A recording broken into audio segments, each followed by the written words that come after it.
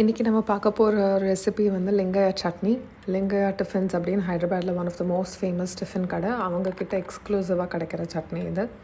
இதுக்கு வந்து கடலையை ட்ரை ரோஸ்ட் பண்ணிவிட்டு சைடில் எடுத்து வச்சுக்கணும். அதுக்கப்புறம் அதே கடாயில் ஆயில் விட்டுண்டு பூண்டு சீரகம் தாளித்ததும் பூண்டு நல்லா ப்ரௌன் ஆனதும் அந்த பூண்டு and ground nuts dry roast பண்ணி வச்சுருந்த கிரவுண்ட் நட்ஸை திருப்பியும் கடாயில் ஆட் பண்ணிவிட்டு இந்த ஸ்டேஜில் டேமரிண்ட் கொஞ்சோண்டு and red chilli powder. Once நீங்கள் ரெட் சில்லி பவுடர் ஆட் பண்ணிட்டீங்கன்னா ஸ்டவ் ஆஃப் பண்ணிடுங்க.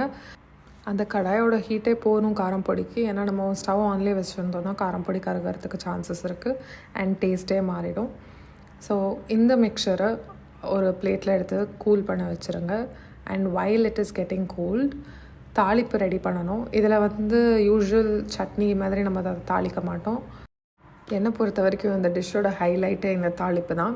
ஏன்னா ஒரு கடாயில் ஆயில் ஆட் பண்ணி கடுகு உளுத்தம்பருப்பு கருவேப்பிலை பெருங்காயம் இதை வந்து நல்லா ப்ரௌன் ஆகிற வரைக்கும் ரோஸ்ட் பண்ணிக்கணும். ரொம்ப கேர்ஃபுல்லாக இருக்கணும், கருகக்கூடாது. அண்ட் ஒன்ஸ் இதானதும் இதை வந்து கூல் பண்ணி சைடில் வச்சிடணும். இப்போ நம்ம கிரவுண்ட்நட் சட்னி அரைக்கிறதுக்கு அந்த மிக்சரில் லைட்டாக வாட்டர் ஆட் பண்ணி நம்மளுக்கு எந்த கன்சிஸ்டன்சி வேணுமோ அந்த அளவுக்கு நல்லாவே சட்னி டெக்ஸ்டரில் அரைச்ச அப்புறமா இந்த தாளிப்பை மிக்சர் ஜாரில் போட்டு ஜஸ்ட் இதை வந்து ஃபைன் பவுடராக அரைக்கக்கூடாது, கோர்ஸ் பவுடராக தான் அரைக்கணும். அண்ட் அதை வந்து பள்ளி சட்னி கூட மிக்ஸ் பண்ணிடணும். கடலை சட்னியோட. இது இட்லியோட சாப்பிடுவாங்க, அங்கே ஃபேமஸ். ஆனால் எனக்கு இட்லியை விட தோசை ரொம்ப பிடிக்கும். ஸோ அதில் தோசையோடு சாப்பிட்டோம் and we really loved it.